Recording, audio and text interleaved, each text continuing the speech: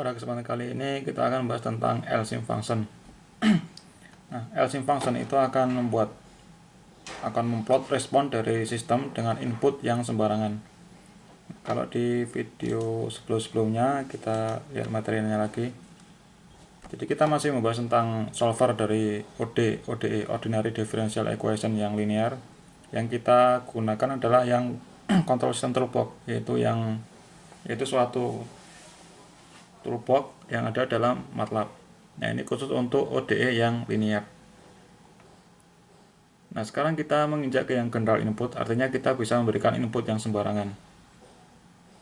Sembarang input kita bisa definisikan sendiri. Nah, berdasarkan tipe inputan ada 4 ya. Ini initial input sudah kita bahas, yaitu kita berikan kondisi awal. Kemudian impulse input kita berikan input impulse, step input kita berikan input berupa step. Nah, ini general input itu adalah LSIM. LSIM itu bisa memberikan input yang sekehendak kita.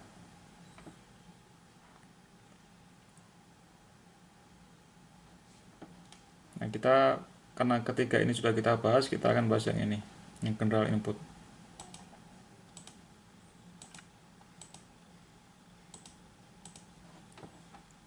Nah, LSIM function itu memplot respon dari sistem dengan input sembarangan.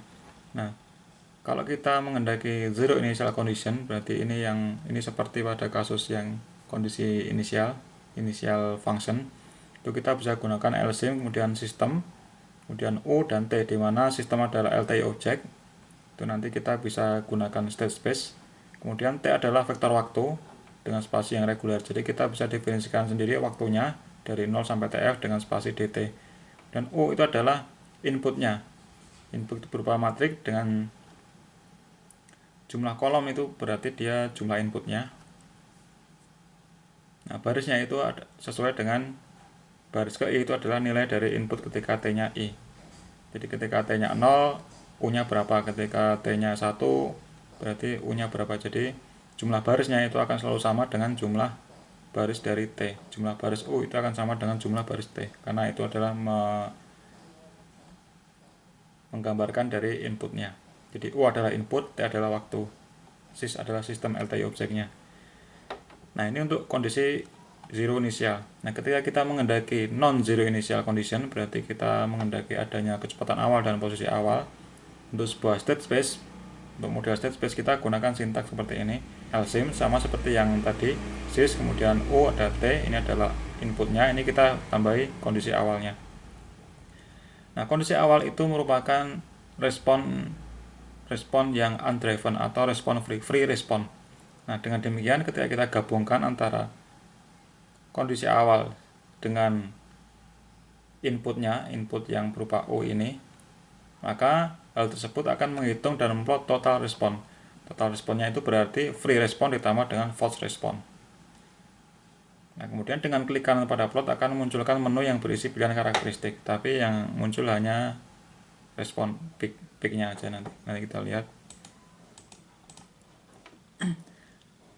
Nah, sama seperti fungsi-fungsi sebelumnya, ketika kita panggil dengan argumen left hand seperti ini, Y dan T, kemudian kita gunakan LSIM, sistem U, kemudian T, kemudian kalau kita gunakan kondisi awal kita tambahi X0-nya, maka sintak ini itu akan menghasilkan output respon Y dan time vector T yang digunakan untuk simulasi.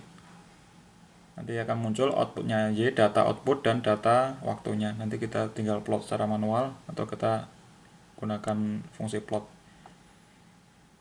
Nah, kolom dari matrik itu adalah outputnya dan jumlah barisnya itu tentu saja sama dengan jumlah waktunya. Nah, ini tidak ada plot, jadi kita hanya pengen menghendaki nilai-nilai outputnya, tidak menghendaki plot. Tapi kalau kita pengen memplot ya kita tinggal plot T, Y. Nah, untuk memperoleh solusi state vector untuk state space model kita gunakan Y, TX, LSIM, sistem, U, dan seterusnya. Nah, ini kita ada tambahan X. Y tadi adalah output, T adalah waktunya. Nah, X itu adalah state vektornya. State vektor kan berarti dia nilai Y, ketika Y tertentu dia gradiennya berapa, ketika Y-nya tertentu dia gradiennya berapa. Nah, itu menunjukkan X-nya. X itu nanti terdiri dari dua kolom, di mana kolom pertama adalah menunjukkan nilai Y, kolom kedua itu menunjukkan gradiennya atau ya gradien turunan pertamanya. Nah, sintaknya kalau kita pengen memplot dari multiple sistem LTI pada satu plot, kita seperti biasa, seperti sebelumnya, kita gunakan LSIM, sistem 1, sistem 2,